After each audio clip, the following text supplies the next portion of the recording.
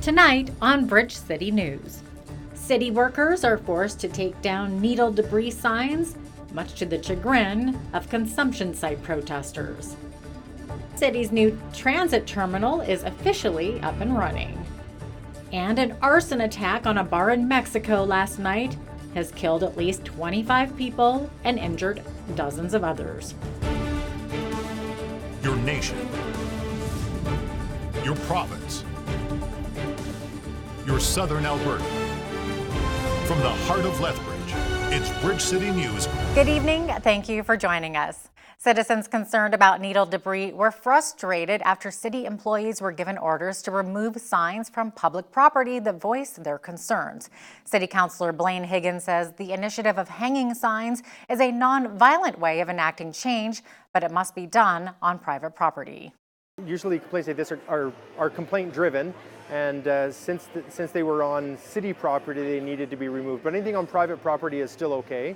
And there's a frustration there, but understand that is a bylaw that we can't have signs on city property. But I'm sure hoping they just put as many as they can on their private property, because I think the signs are amazing and they're doing a fantastic job. We've heard from numerous everything from the police to those involved in that area that it's really helped. All of this comes in the wake of a woman who was caught damaging the crime prevention signs in a North Side neighborhood while uttering threats to residents and calling them, quote, anti-addict. Lethbridge police have now charged 25-year-old Ashley Dawn Marshall in connection with the incident. Police say she is not an employee of or associated with the supervised consumption site. The City of Lethbridge officials are testing out parklets, or portable parks built on street parking spaces, to see how residents like having a convenient spot to eat lunch, read a book, or just meet a friend. If the pilot program has a positive response, they could spread to other neighborhoods around the city. It's an idea that has started in the United States and has spread across North America. The closest example is probably Fernie, where you would see there's probably 10 or 12 on one street, where the businesses are able to spill out into the public realm and really create a kind of an opportunity for public vibrancy. And so we're going to test it out. We're a bit later than we were hoping for. We were hoping to get this out earlier in the summer, but we had some supplier delays on the actual infrastructure itself. So we still got about a month and a half, 2 months left of good weather, we hope, and we want to test it out, get some public feedback, and then hopefully be ready to roll for next summer for a full rollout with some potential minor tweaks based on public feedback. Certainly when we look at our downtown and talk to businesses about how can we help with increasing vibrancy and places for pedestrians to just kind of hang out or have a bite to eat, we see parklets happening in other communities, and so to be able to see our first one today is really exciting. Malcolm says many other cities, including Vancouver, Montreal, and Fernie, already have successful parklet programs. The new Lethbridge Regional Park and Ride Transit Terminal, located behind the post office, will provide first-class service as it is now operational. The facility opened at 6 o'clock this morning, so our first buses were here just before 6 o'clock. It was fairly quiet to start with, and then as the morning's gone on, it's gotten busier. Our biggest issues are just people asking, where do they pick up their buses, because this is a change, and this building is a change of an era, because we've parked outside on 4th Avenue for quite a few years, and so this is a start and a new change. The most important addition is the improved safety to our passengers. At the old terminal, the old downtown terminal, they had to cross the street to get the buses. This way, they get off the bus onto the sidewalk. They walk through the facility and get on the bus that's leaving also on the sidewalk. So we have the two sides, so we don't have to worry about people who are running a little late running across the street in front of buses. Along with Lethbridge Transit, Red Arrow will also operate out of the Park and Ride and will begin offering service out of the new locations on September the 4th.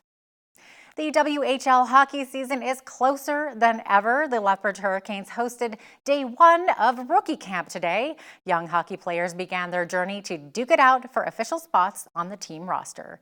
Ainsley O'Reilly was at NMAC Center all day and has the details.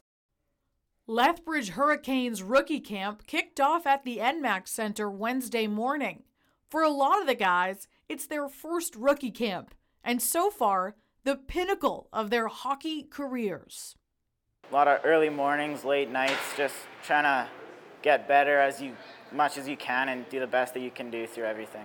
Seeing them come on the ice for the first WHL camp, I'm sure the parents are real excited, and as their careers continue, they get more excited. To kind of treat them like pros and show them the WHL experience, it's a really special thing for them and something they'll never forget. About a dozen of the rookies will make the roster, with more than half getting cut. Head coach Brent Kissio says he's excited to check out the young talent. You know, there's opportunity there, and there is some spots available for sure, but there's some tough competition at the same time. So we just hope that we have some real hard decisions and make the right ones. Two of the players are from Lethbridge. You know, it's good to see people I know from way back when in the stands and be able to have my family and friends close to me as well. Watched the Hurricanes lots and seen the facility, and it's a really great facility, and know there's great management here. In last year's playoff run, the Canes started two rookie goaltenders. Carl Tedachuk led the charge between the pipes, which inspired one rookie at today's camp. So lots of camps with Carl, so I've known him like growing up, and he's a great guy, so he's kind of my role model right now. He's looked up to him for many years, so to be able to see Carl actually play and get into the playoffs and do as well as he did was great for us and really great for Eric to see that happen. And certainly, like, Eric would love an opportunity to someday play here as well. Day one of Lethbridge Hurricanes rookie camp is an exciting time for coaches, players, and parents. The games didn't officially start until 11 a.m. today, but parents and players lined up at 8:50 a.m. to get it started. About 12 players will make the official roster, and head coach Bill Peters of the Calgary Flames is sitting in attendance today to check out some of the WHL's future stars. For Bridge City News, I'm Ainsley O'Reilly. Canadians pay some of the highest prices for cell phone data and usage, but it looks like there may be some more competition here in town. Consumers who are looking for deals on wireless plans headed down to Park Place Mall this morning to celebrate the grand opening of Freedom Mobile's presence in Lethbridge. The company says the area had a high need for affordable wireless. We are really excited to be able to launch Freedom in Lethbridge. This is part of our expansion. Especially in BC and Alberta, and Lethbridge is one of the communities that makes up a 1.3 million Canadians that now have access to more affordable wireless. We started here in Lethbridge about a month ago with a soft launch. Today is our grand opening, and we're just excited to be able to bring that kind of value to the citizens of Lethbridge. The most exciting part of it, I think, is its competition. So now the consumer has more choices. Citizens of Lethbridge have different options when it comes to wireless carriers, and I think it's a win-win thing, and it's super exciting to see Freedom invest like they have in our community. A police watchdog says video from officer-worn body cameras has provided more details after an officer shot a man in Calgary last weekend. The Alberta Serious Incident Response Team says the video shows a man had a large machete in one hand and a knife in the other when police approached him on Sunday. It says the man was moving towards an officer when the officer shot him in the lower torso. The 35-year-old was taken to hospital with a broken thigh bone. Police say they have laid more charges against a man accused earlier this summer of forging the signature of Edmonton Oilers hockey star Connor McDavid. Police allege the fake signatures were placed on team jerseys, which were sold online for big profits. The man also claimed to be from the Edmonton Oilers entertainment group, or Pro-Am Sports. Chandra Vinesh Singh, who is 23, faces various charges, including fraud. A man is dead after a police-involved shooting on a Saskatchewan First Nation reserve. 2 officers from the Wadena RCMP detachment were called to a home on the Fishing Lake First Nation yesterday afternoon, where a caller reported a man with a knife was causing a disturbance. Police say at least one of the Mounties fired their gun soon after arriving, injuring a man who then died at the scene. Moose Jaw police now reveal the man was 37-year-old Lucien Silverquill. Parks Canada has released the first picture from inside the HMS Terror, one of the 2 ships in the doomed Franklin expedition. The pictures show a vessel amazingly ship-shape despite more than 170 years beneath the Arctic seas. Parks Canada archaeologist Ryan Harris says a robotic camera showed everything from neatly stacked plates to chamber pots to scientific instruments still in their cases. He says everything is in such good order that he suspects the ship may have been abandoned suddenly with little warning. The Terror and its sister, the ship Erebus, set out from England in 1845 in search of the Northwest Passage. Neither Sir John Franklin nor his 129 members were ever heard from again, and little trace of them was ever found until Erebus was discovered in 2014 and the Terror 2 years later. A Manitoba Army reservist accused of being a member of a neo-Nazi group is now officially a missing person. Master Corporal Patrick Matthews was last seen on Saturday. Last week, a media report linked the combat engineer to a neo-Nazi group. This week, the Defense Department announced Matthews had been relieved of his duties and would officially leave the forces in the coming weeks. Opponents are accusing Manitoba Progressive Conservative leader Brian Pallister of hiding from debates. An organizer of a leaders' forum in Brandon says it has been canceled after Pallister's team declined an invitation. Another planned leaders' debate for next week, hosted by the Winnipeg Chamber of Commerce, is uncertain because Pallister's team has so far been non-committal. The only debate Pallister has committed to is a televised forum this evening that runs for 50 minutes. Mounties in northern Manitoba say charges have been laid after a woman who was riding on the top of a truck cab fell from the vehicle and died. RCMP say a man was driving the pickup truck around the community of Brochet back on August the 4th. One of the 2 women sitting on the cab fell when the truck hit some rough terrain. John Stanley Hackett faces various charges, including impaired driving, causing death. A statement from Shark Tank star Kevin O'Leary says he is fully cooperating with police following a boat crash that left 2 people dead last weekend in Ontario's cottage country. The celebrity businessman tells TMZ he was a passenger on the boat when the collision took place Saturday night. A representative for O'Leary says his wife was driving the boat at the time and that she passed a breathalyzer test. Provincial police say the 2 boats collided on Saturday on Lake Joseph near Seguin, Ontario, killing a Florida man identified as 64-year-old Gary Paultash. OPP say 48-year-old Susan Brito of Uxbridge, Ontario, also died in hospital yesterday. Police officers in BC say girls and women are increasingly active participants in gangs, carrying guns and drugs or providing their names for houses, cars, credit cards, and phones. 2 Vancouver police detectives have started a program called Her Time that educates girls in schools about the dangers of gang lifestyle. Detective Anisha Parar says females are often assumed to be naive bystanders or helpless victims, but some girls and women are more deeply involved in gangs than they're letting on. She says the main reason why girls get involved with gangs include monetary gain, a desire for belonging or recognition, glamour, and status or protection. A convicted murderer who failed to return to a Moncton halfway house last week remains missing, and documents show he had been unlawfully at large twice in the past. The Correctional Service of Canada says 66-year-old Jack Woods was serving an intermittent sentence at Dorchester Penitentiary for manslaughter and second-degree murder. He was on a 72-hour unescorted absence when he didn't return last Thursday.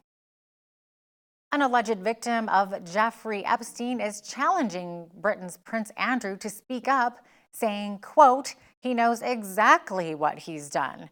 Virginia Roberts Giuffre says she was 15 and working at U.S. President Donald Trump's Florida resort when she was recruited to perform sex acts on Epstein. She says she was also sent to London and elsewhere for sex with Prince Andrew, the jet-setting middle son of the Queen and years-long friend of Epstein. Speaking to reporters in New York yesterday, Giuffre said the royal knows what he's done and she hopes he comes clean about it. Meanwhile, more than a dozen women spoke out in a courtroom yesterday about the sexual abuse that they say they've suffered at the hands of Jeffrey Epstein. The emotional testimony came weeks after the 66-year-old was found dead in a New York City jail cell. I began my massage, trying not to let him smell my fear and obvious discomfort. Before I knew what was happening, he grabbed onto my wrist and tugged me towards the bed. I tried to pull away, but he was unbuttoning my shorts and pulling my body onto his already naked body faster than I could think. I was searching for words, but all I could say was a meek, "No, please stop." But that just seemed to excite him more. He continued to rape me, and when he was finished, hopped off and went to the shower. I pulled my shorts up and I ran as fast as I could back to my own villa, my feet bloody from the rocks. I cried myself to sleep that night. I spent the next 2 weeks in a hospital, vomiting until I was almost dead. Do I feel his death was an appropriate punishment? Absolutely not. It gives nobody justice, and it leaves a lot of unanswered questions. The U.S.-based manufacturer of the drug OxyContin is reportedly negotiating a multi-billion-dollar settlement with state and local governments. The New York Times reports that the proposed agreement would see the Sackler family give up control of Purdue Pharma, which would file for Chapter 11 bankruptcy. The deal would also reportedly see the Sacklers contribute $3 billion of their own money to the plaintiffs, with the total settlement reaching as high as $12 billion. An arson attack on a bar in Coatzacoalcos, Mexico, Tuesday night killed 25 people and injured about a dozen others. Authorities are searching for the attackers, and the state governor says that a gang dispute led to the attack. According to reports, the attackers started a fire in the bar that ripped through the bar, killing 8 women and 15 men and injuring 13 other people who were being treated at a hospital for serious injuries. This attack, along with the recent killing of 19 people in the region, has renewed fears that drug war violence may have returned. Tropical storm Dorian threatened Puerto Rico with a direct hit on Wednesday. Forecasters say the storm made a last-minute shift in its path and could reach near hurricane intensity as it approaches the southeastern U.S. President Trump has declared a national emergency and has ordered federal assistance for the local authorities. British Prime Minister Boris Johnson has moved to give his political opponents even less time to block a so-called no-deal Brexit before the October 31st withdrawal deadline. The House of Commons was scheduled to break from early September until October 9th, but lawmakers had suggested they might stay in session because of the national crisis. However, Johnson has asked the Queen to give a speech outlining the government's legislative agenda on October 14th. The decision means opposition lawmakers will be unlikely to have enough time to pass laws blocking the UK's withdrawal from the EU without a negotiated deal. A mostly sunny forecast in the near future for our long weekend. We will have those weather details up next. We enjoyed some sunshine in southern Alberta today, getting up to the 24-degree mark, and for tonight, just a few clouds with a low of 6 degrees. For tomorrow, sunny in the morning, but clouding over late in the afternoon with a high of 24. Friday, cloudy and 25, and then some sunshine coming our way for Saturday with a high of 29. Cooler on Sunday with sunshine and 23. Holiday Monday, 25 degrees with a mix of sun and cloud, and much the same for Tuesday. Looking at the almanac, the average high for this time of year is 24 degrees with an average low of 9. Highest temperature on this date was recorded in 1972 at 34 degrees. Our record low was 0 degrees in 2007. Sunrise was at 6:40 this morning and sunset at 8:25 p.m. Let's see how tomorrow is shaping up across the country. Mainly cloudy and 24 in Victoria and Vancouver. In Alberta, mainly sunny with a high of 19 for both Calgary and Edmonton. Regina and Saskatoon will have a mix of sun and cloud with highs of 21. And in Winnipeg, a chance of showers with a high of 20. A nice looking day for Toronto, mainly sunny with a high of 25. For Ottawa, partly cloudy and 23 degrees. Montreal, mainly sunny and 25. It's a different story over in the Maritimes, though. Fredericton will see some rain and 22 degrees, and much the same for Halifax and Charlottetown. And in St. John's, cooler with periods of drizzle and only getting up to 14 degrees for a high. The accounting firm investigating the implosion of cryptocurrency exchange Quadriga CX wants to move the ongoing bankruptcy proceedings from Halifax to Toronto. Ernst & Young has asked a Nova Scotia Supreme Court judge for the change in its jurisdiction, saying the case is now focused on parties in Ontario. Both the FBI and the RCMP have confirmed that they are investigating the downfall of Quadriga CX, which was one of Canada's largest cryptocurrency exchanges when it collapsed in January. A major development in the retail sector today with Hudson's Bay Company announcing it has sold its Lord & Taylor banner. The buyer is Litote, a clothing subscription and rental business. The deal gives HBC $99.5 million in cash and a secured promissory note for another $33.2 million payable in cash after 2 years. HBC will also get an equity stake in Litote, 2 seats on the company's board of directors in certain rights as a minority shareholder. HBC's chief executive, Helena Fulks, says the transaction allows the company to focus more on its great opportunities, Sask's Fifth Avenue and Hudson Bay. Toyota is recalling over 190,000 airbags in North America and Japan because the airbags may not inflate properly in a crash. The recall covers certain 2003 through 2008 Corolla compact sedans and 2005 through 2008 Matrix hatchbacks. Toyota says the front passenger airbags in the car were installed in prior recalls to replace dangerous Takata airbags. But in high temperatures, the replacement bags may not unfold as designed, increasing the risk of injury in a crash. Now here's a look at today's markets.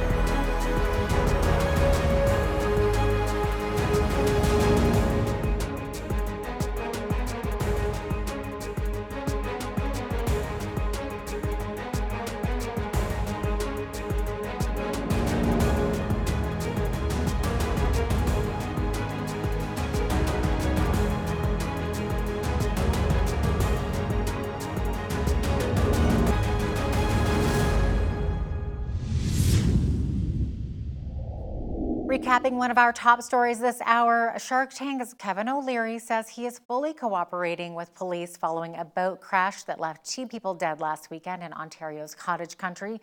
O'Leary's wife was driving the boat but passed a breathalyzer. Coming up later in our show, Paul Arthur speaks with political affairs contributor Brian Lilly about the outrage over Maxime Bernier's billboards.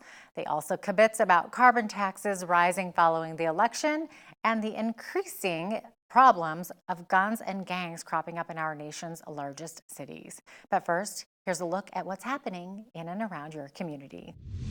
Here is your Bridge City News community calendar. Misty Creek Dog Rescue is holding an adopt-a-thon from 12 to 3 p.m. on Saturday, September 7th. Come to Homes Alive South and meet some of the friendliest puppies and dogs available for adoption. For details and future events, go to mistycreekdogrescue.com or visit their Facebook page.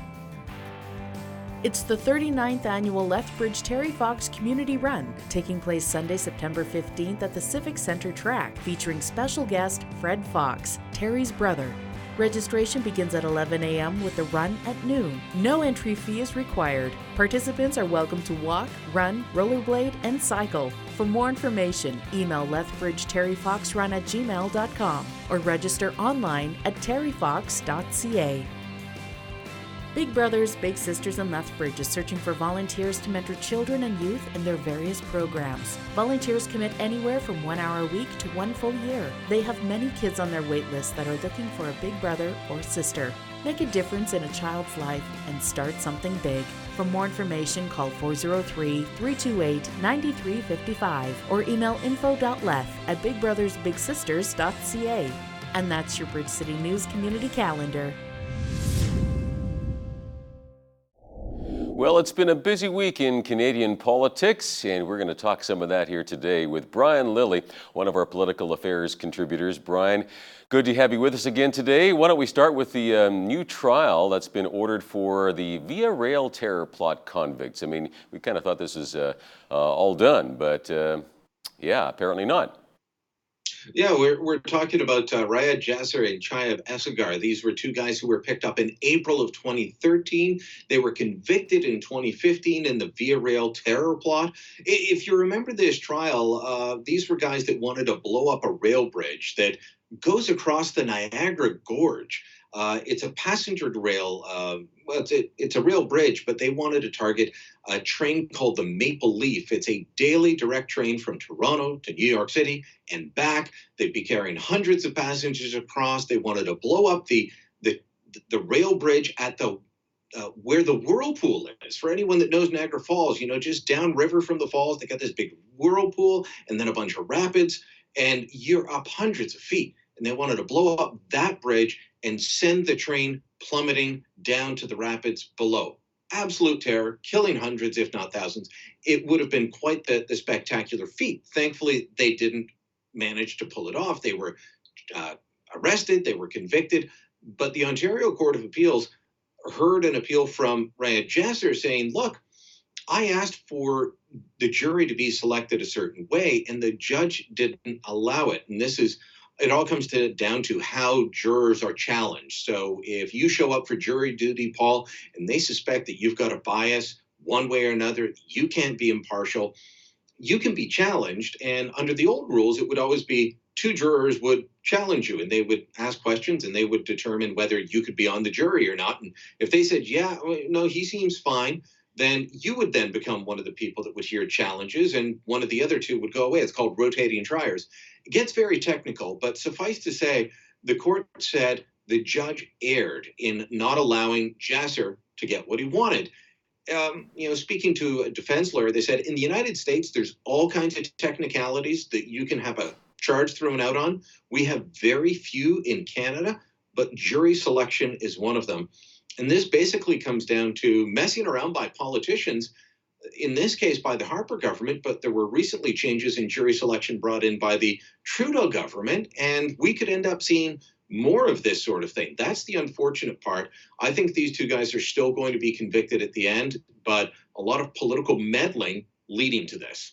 Yeah, I think it frustrates the general public to no end as well when we see these kinds of things where somebody's, obviously been convicted of a very serious crime and then, kind of getting off on a technicality. Now, hopefully here, again, there's no getting off. And again, the retrial with a properly selected jury will come to the same conclusion, right? So, all right. Now, also Maxime Bernier in the news this last week. Of course, the billboards that were talking about, stop mass immigration and so forth. Those have been taken down by Pattison after lots of complaints from the public and so forth. But it's also sparked some, I think, legitimate concerns over free speech. I mean, do we give in to the protests every time, right? Well, this is like the move to have pro-life ads taken off of city buses or bus shelters, and that's happened across the country.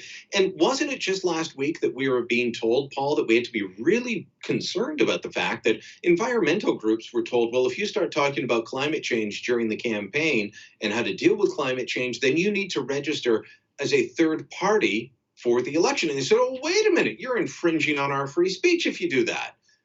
And then the next week, Bernier's billboards are taken down. Look, I disagree with Maxime Bernier. He thinks that we need to, the billboards, which, by the way, were put up by a third-party group, but said to vote for the People's Party. It said, say no to mass immigration. And Bernier says we should only be taking in 150,000 people a year. Under the Harper Conservatives, it was between 250 and 280,000 a year for permanent residents. The Liberals want to push that up to 350. They haven't yet, but let me ask you: shouldn't we be able to have a debate other than how many more people can we bring in? Should we be able to say, well, is 150 enough? Is 350 too many? Is 280 hitting the right mark? And you talk to employers across the country, and they're still saying that they're having trouble filling jobs. You look at the fact that Canadians aren't having as many babies. If we want to keep the social programs we have, we do need to replace the population, and we're not doing that on our own. So that does require a certain level of immigration. Let's have a debate about what the right level is. But I don't like this silencing, even though I disagree with Bernier on what his policy is. I'm with you. We need to be able to have intelligent debates on controversial topics without getting scared every time somebody mentions something that's controversial. My goodness. And again, maybe we do need more immigrants. Maybe we just need to be more picky about who we actually allow into this country. And that's again a whole another debate. Now I've offended somebody, but that's okay. Isn't it okay to be offended? I'm sure there's things I say that offend you, Brian, and vice versa. It's okay. Absolutely. If we're grown-ups, we should be. You recall the movie just a couple of weeks ago we were talking about, sorry, the name of it escapes me, Unplanned, the movie, the pro-life movie. That was being shut down. I didn't agree with that. If you believe in free speech, you have to believe in free speech, not just call it hate speech because you disagree with it. There's nothing hateful about saying 150 versus 350. Perhaps people can be carried away on either side, but having a debate is having a debate. It's part of our system. Mm-hmm. Well, there's lots been debated about the carbon tax, and our Environment Minister McKenna saying, that carbon tax maybe will go up higher after the election. So any thoughts on that? Yeah, I don't know how she did this. If you remember back a couple of months ago now, the Parliamentary Budget Officer came out with a report that said the carbon tax is going to have to go up beyond $50 a ton. Perhaps it's going to have to more than double. It could go up even higher than that in order to make the achievements and hit the goals that the government set. And Catherine McKenna came out and said, oh, no, we will not be increasing the carbon tax after the next election. Then she's doing an interview with the Globe and Mail. And I want to point this out because this was a planned interview. She's talking to them on the phone. She knew she was going to be talking to them about the carbon tax ahead of time. And she's asked about it. And she said, well, yes, we could be raising it. We have to negotiate with the provinces, but we may need to raise it after 2022. And, after this statement comes out, then the paper goes back to her PR person who says, well, the minister's talking about after 2022, and we're the only one with a plan for that, and blah, blah, blah. So the PR person didn't say, oh, the minister misspoke. No, twice in the article that started this, her and her department backed it. Then she's, confronted by the rest of the media at a news conference, and she's just saying, no, this won't happen, but maybe it will. Are you going to increase it? No, but we'll have to talk about it after the fact. So they have accidentally, as Pierre Poilievre, the Conservative finance critic, said, they've accidentally admitted the truth. And the truth is, whether you listen to the Environment Department or economists, to match what the Liberals claim they want to do, the carbon tax has to go up.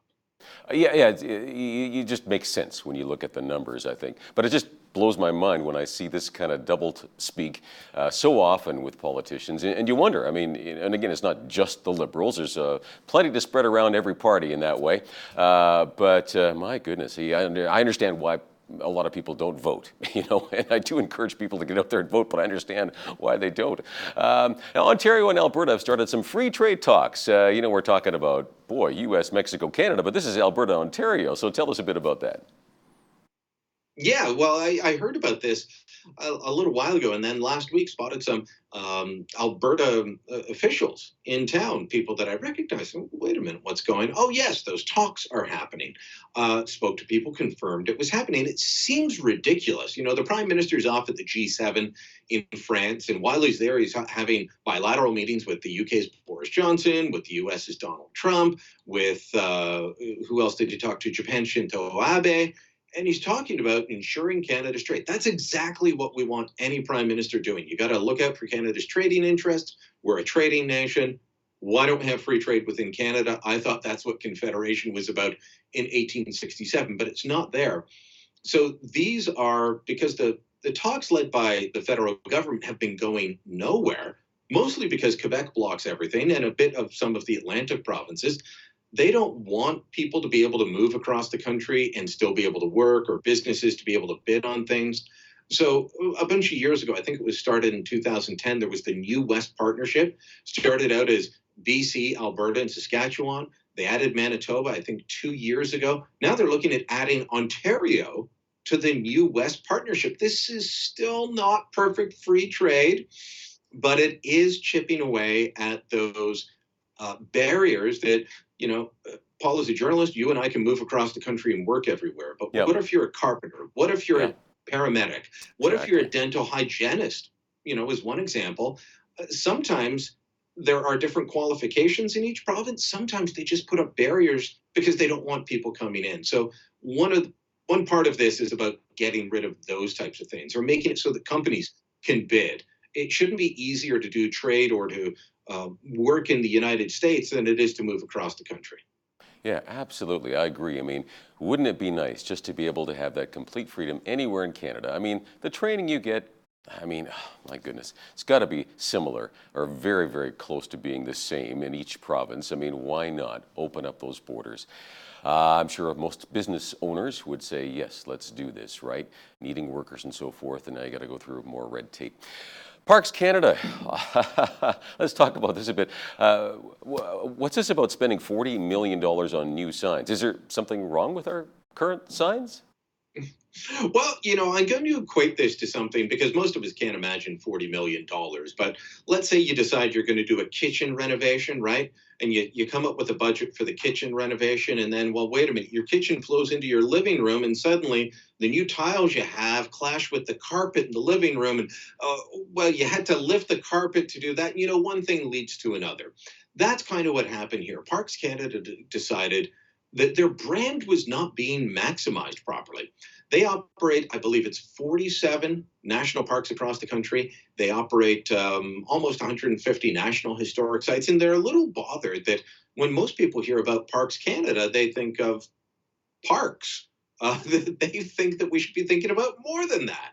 And so they wanted to do something to try and change this. Well, that leads to, okay, if they do the brand refresh, then they have to replace the sign. So right within the request for proposals, where they're going to spend $100,000 to come up with a new brand, and industry insiders say for an organization this big, dealing with the government, dealing in English and French plus Indigenous languages, that's not crazy. But when I mentioned $40 million on signs, they went, whoa, that's where clients, that's where the public, that's where taxpayers start to get nervous, and rightfully so. So yeah, we could end up spending $40 million on new signs because Parks Canada wants a new brand.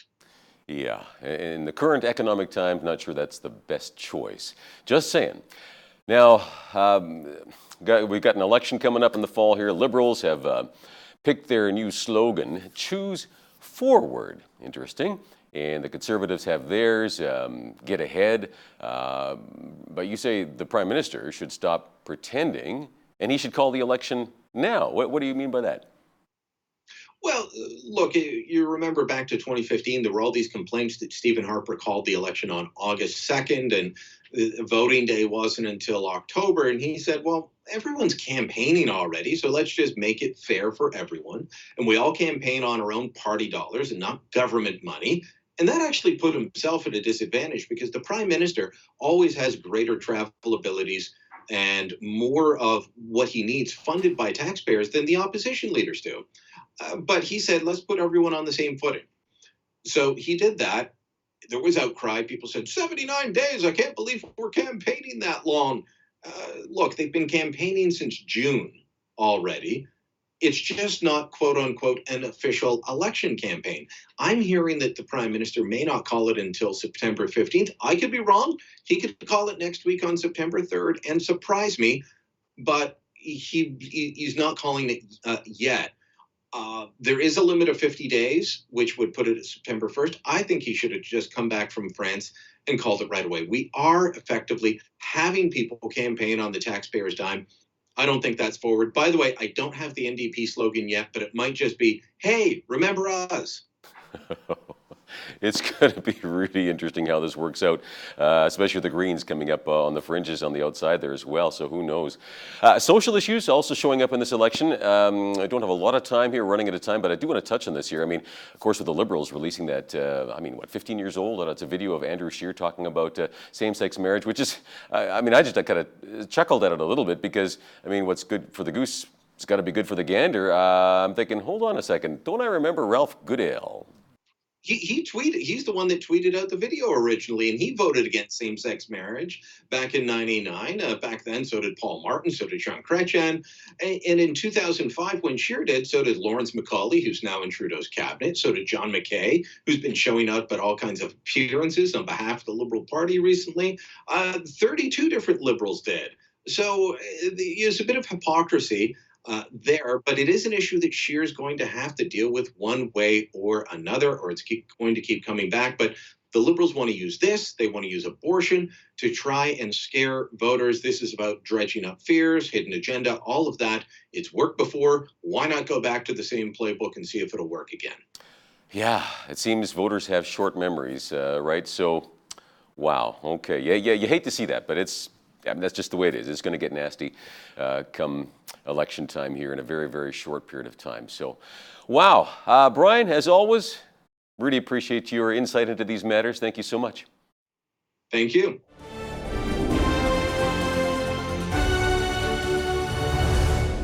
We sometimes hear stories of hardened criminals dying in prison with no remorse for their crimes. Every so often, however, we hear of miraculous stories of a remarkable turnaround. We have one of those for you today. Today's guest joins me now from Burbank, California, is Casey Diaz, author of The Shot Caller, My Life as a Latino Gangbanger. Casey, welcome to Bridge City News. Thank you so much for having me. Now, you have an interesting story to share. You lived in a rough part of LA, grew up in a very broken family environment. Can you tell me a bit about that? We settled into California in what's called the Rampart District of Los Angeles. It's about 3-4 miles away from downtown LA. And, at first, very normal things, playing baseball outside, football, and, just a normal life growing up in LA. But there was something of a bad element inside of our home, and it had to do with my father being a heavy drinker and very abusive, very violent abuser with my mom, and both verbally and physically as well. Now, you said your father actually had a complete hatred towards you. Is that what I hear? And why is that? And what effect did that actually have on you as a boy?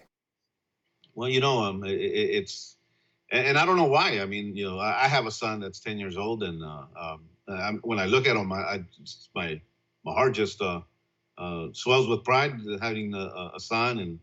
But for him, in his defense, I mean, he saw both of his parents executed in El Salvador. And I think that had a lot to do with him going to the bottle and making some poor choices in life that affected his family as well. Now, you had the misfortune to actually witness a gangland execution as a kid. How old were you at the time? And how much of an impact did that really have on you? I was 8 years old, and we lived in, like I said, in the Rampart District. And I just happened to be at a fire escape. Those old buildings in LA, they're very similar to the ones in New York. And I was on the 3rd floor, sitting on the fire escape, dangling my feet there. And this guy drives this car, parks it.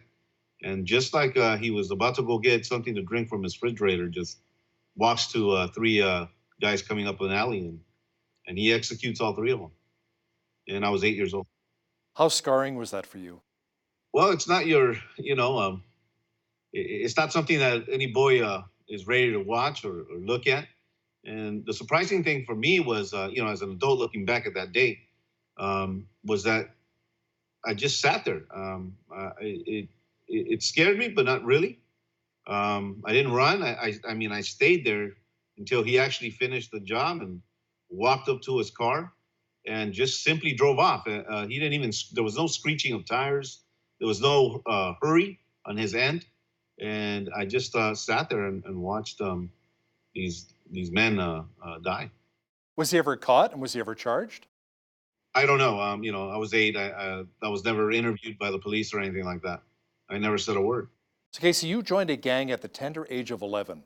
What was the attraction to a gang? I think the false sense of family, of being wanted, liked, validation.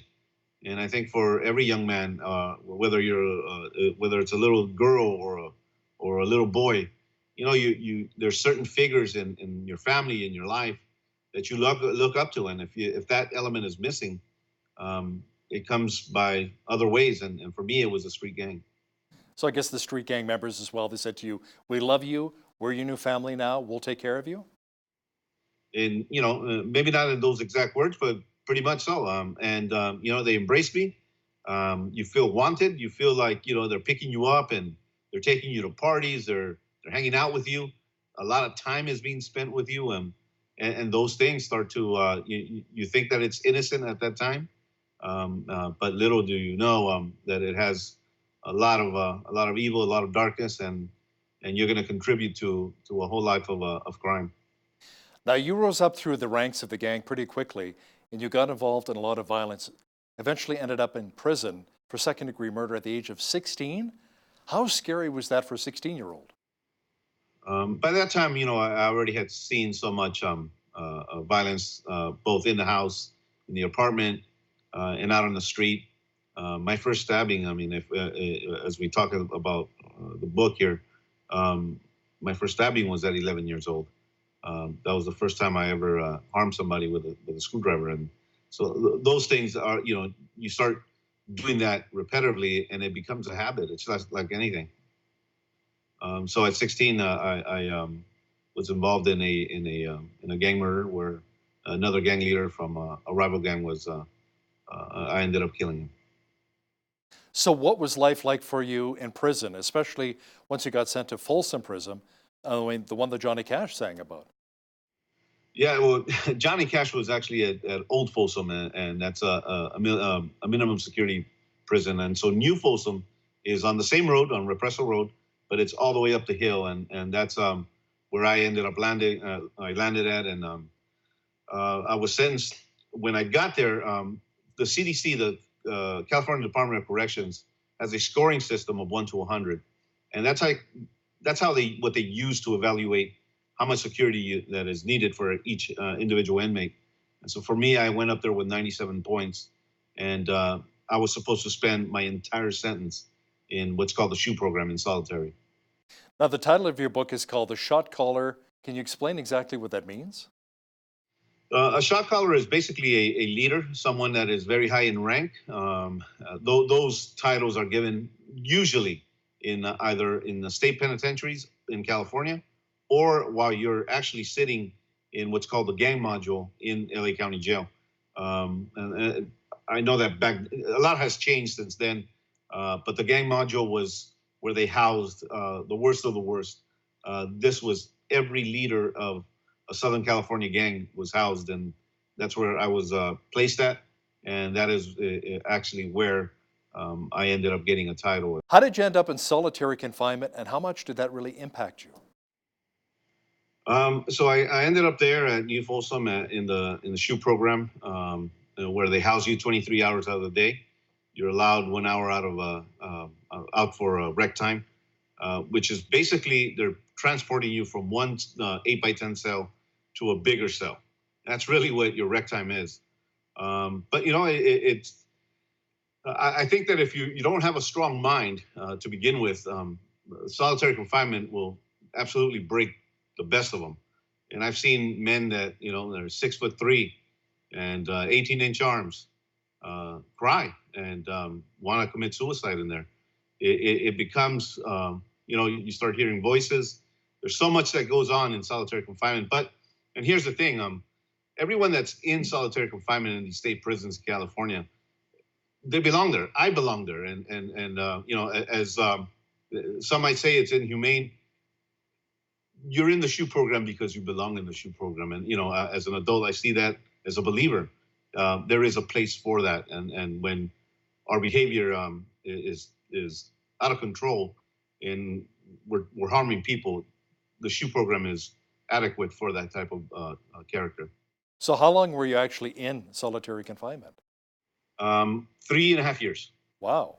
So they didn't let you out at all? I mean, 1 hour a day. 1 hour a day. Oh my word, wow. But at some point while you were in solitary confinement, you had a visitor? What did she say to you?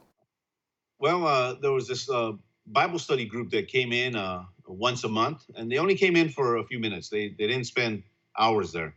And basically, they would talk to you, do a Bible study with you. And a lady by the name of Frances Proctor, she's the one that came in and with a group there. And initially, she never bothered stopping at my cell. And on one particular occasion, she just asked the guard, is that a cell down there? Is there an inmate there? And the guard actually discouraged her. And I didn't know that they were talking about me, by the way. It was outside of the cell. And then she was very persistent in asking if she could approach the cell. And he was discouraging her quite a bit. And then finally, her persistence paid off. She told this guard, and very boldly, I remember hearing this, she said, Jesus came for everyone, including whoever's in there. And that's when the guard, the CO said, well, you go ahead and approach the cell, but I'm letting you know that that's Diaz and you're wasting your time. And you had an unusual supernatural encounter that took place in your cell. Tell me a bit about that. It's this lady, Frances, decided that she was going to intercede for my life in prayer. And she did so for 1 year and 6 months. She just gave herself to prayer, and I don't know if she fasted. I never bothered asking, but I know that she was praying for me, and it was in one of those moments while I was there by myself. I'm not under the influence of anything, and I get to see something, my whole life being played back from when I was, as far as I could remember, from the innocent days of childhood to some very graphic moments that only I would know play right in front of me, just like a movie. And I never knew how to pray. Never had a Bible. Never read a Bible. Never went to church. And all that Frances would come to do is for 2 to 4 minutes is she would chat with me, and then she would pray, and she would always tell me. She would always say to me, "I'm praying for you, and Jesus is going to use you." And she would never leave. Every time she came to visit me for those 2 to 4 minutes, once a month, she would always end her little routine thing with, "I'm praying for you, and Jesus is going to use you." And I kind of dismissed that and didn't pay too much attention to that. But that's really intercessory is what got me to my knees in that moment. So it was through intercessory prayer that that really changed my life. I didn't know it. I wasn't looking for any type of change at all.